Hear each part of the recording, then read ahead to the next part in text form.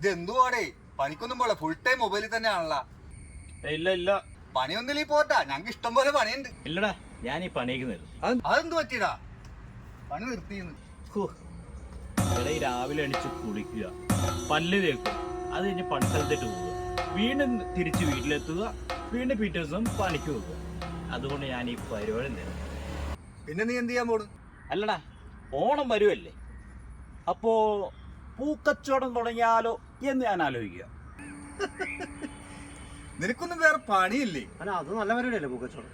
അല്ല, നീ പണിക്കോ എന്താ? ഞാൻ എന്തായാലും പണിക്ക് പോവാ. പൂക്കച്ചവടം ഞാൻ പോവാ, നീ വന്നണ്ട. നീ പൊക്കോ. അല്ല, എന്താ ഉദ്ദേശിക്കണത്? എടാ, നമ്മൾ തമിഴ്നാട്ടിൽ പോയി പൂ കൊടുക്കും. എവിടത്? തമിഴ്നാട്ടിൽ. അവിടെ 50 രൂപയ്ക്ക് കിട്ടുന്ന പൂ നമ്മളിവിടെ കേരളത്തിൽ 150 രൂപയ്ക്ക് കൊണ്ടേ വിൽക്കുന്നു. എത്ര രൂപയ്ക്ക്? 150 രൂപയ്ക്ക്. എങ്ങനെയുണ്ട്? അത് കൊള്ളാമല്ല. അങ്ങനെയാണെങ്കിലേ ഒരു 100 കിലോ പൂ കൊടുത്താലോ? അത് കൊള്ളാമല്ല. അപ്പൊ 100 × 50, അപ്പൊ 5000. 2500 ഞാൻ തരാം. നീ 2500 എടുത്തോ എന്നായിരിക്കും. അങ്ങനെയാണെങ്കിലേ ഒരു 150 രൂപയ്ക്ക് വിറ്റാലോ? അത് കൊള്ളാമല്ല. അപ്പൊ 100 × 150, 1.5 ലക്ഷം രൂപ. 10 ദിവസം കൊണ്ട്? എടാ, അത് മാത്രല്ലടാ, ഈ ഓണത്തിന്റെ തലേദിവസം ഇത്തിരി ചൊട്ട, ഇത്തിരി കുരുത്തോല, പിന്നെ ഇത്തിരി തുമ്പപ്പൂ കൂടി സംഘടിപ്പിച്ച് അത് കൊടുക്കുകയാണെങ്കിൽ നമുക്ക് എക്സ്ട്രാ വരുമാനമാണ്. ഈ പൂക്കലും കുരുത്തോലും തുമ്പയൊക്കെ അവിടെ നിന്ന് കിട്ടും. എടാ, അതിനല്ലേ ഈ പറമ്പൊക്കെ കിടക്കണേ, അത് മതി.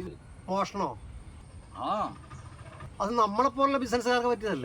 എടാ, എല്ലാ ബിസിനസ്സുകാരുടെ ഇടയിൽ ഇങ്ങനെ ഒരു തരികിട ഉണ്ട്. അതൊക്കെ അവിടെ നിൽക്കട്ടെ.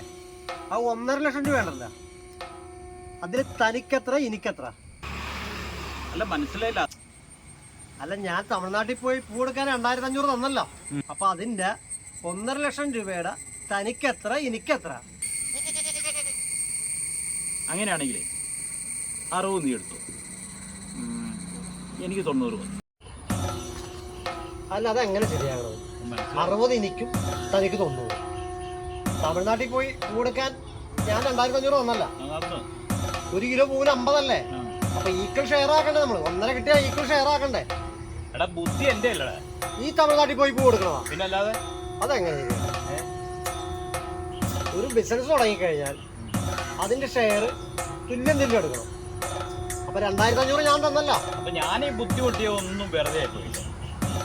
എന്ത് ബുദ്ധിമുട്ടി നീ പൂ കൊടുക്കാൻ പോയതാ? പിന്നല്ലാതെ. അപ്പൊ ഞാൻ 2500 തന്നോ? 2500? ഒരു 80,000 തരാൻ നമ്മള്. ഒരു ബിസിനസ് തുടങ്ങി കഴിയുമ്പോ നമ്മൾ ഈക്വൽ ഷെയർ ആയിട്ട് എടുക്കണം. അതല്ല അതിന്റെ ശരി. അപ്പൊ 2500. അപ്പൊ എന്റെ 2500 തരില്ല.